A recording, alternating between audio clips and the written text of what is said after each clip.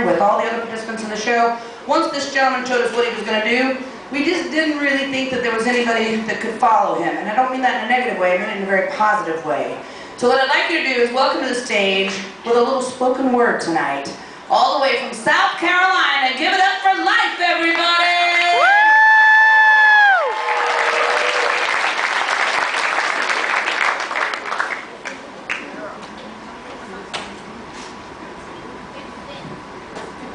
How y'all doing? I know I've been here for a couple days like the rest of y'all, and I've been meeting a lot of brothers and sisters in arms. Any veterans in the building? I met some fellow Bellewoodians in here, you know, some Army. My brother back there, his father was in the Marine Corps. Chris's son was in the Marine Corps. There's one of the Army guys just came back from Afghanistan. So my grand, also some Marine in here, Marine Sergeant just came back. Met some Air Force also. Any Coast Guard? I want to leave you alone.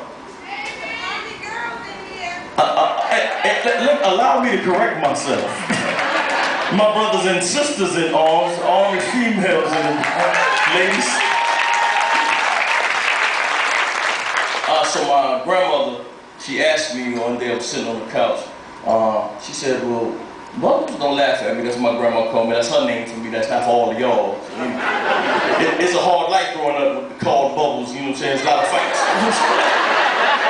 That's my grandma, I love it. Anyway, so she said, now y'all in my personal business. We family now, so y'all can't boo me.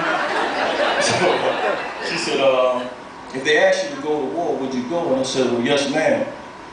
And she said, why? I said, well, because she called blacks, whites, African Americans and Caucasians, Asians, excuse me, Vietnamese, Philippines, Koreans, and Jamaicans, or Haitians, Hispanics, y'all, please be patient. Mexican, Puerto Rican, Venezuelan, Cuban, Dominican, Panamanian, Democrats, I beg your pardon, you part of the late great Reagan, Republican, Independent, Christian, Catholic, Methodist, Baptist, Seventh-day Adventist, 5%ers, Hindu, Sunni, Muslim brothers and sisters who never seen the New York City skylines when the Twin Towers still existed, but still she called from the bounds of Ground Zero. She sent this 911 distress signal because she was in desperate need of a hero and didn't have time to decipher what to call them, so she called them all her children, the children of the stars and balls who needed to know nothing more than the fact that she called, the fact that someone had attempted to harm that started and covered us all with her loving arms, but now these arms are sprawled across New York City streets. A smoke-filled lung, a soot-covered face, and a solitary tear parted her cheek.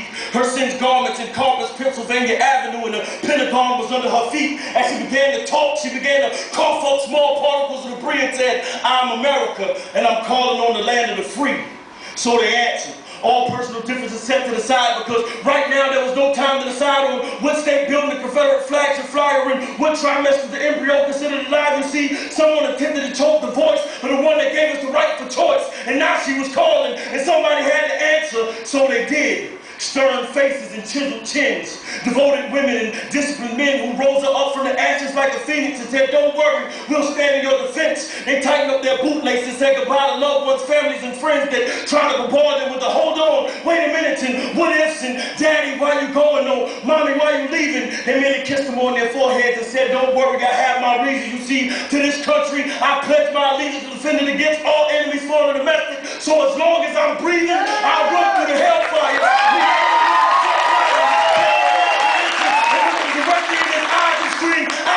America, we will not be terrorized. We will not be terrorized. I refuse to be afraid. I will fight you any country, any continent, any terrain. I'll fight to my last breath. And if my chance death is my fate, pin my medals upon my chest and throw old glory on my grave. But don't y'all cry for me. You see, my father prepared a place. I'll be a part of his holy glory. The freedom was never free. POWs and fallen soldiers are paid the ultimate sacrifice alongside veterans who put themselves in harm's way, risking their lives and limbs just to hold up democracy's weight, and will still stand on those same broken appendages anytime the national anthem is played. You see, these are the brave warriors that gave me the right to say that I'm black or I'm white.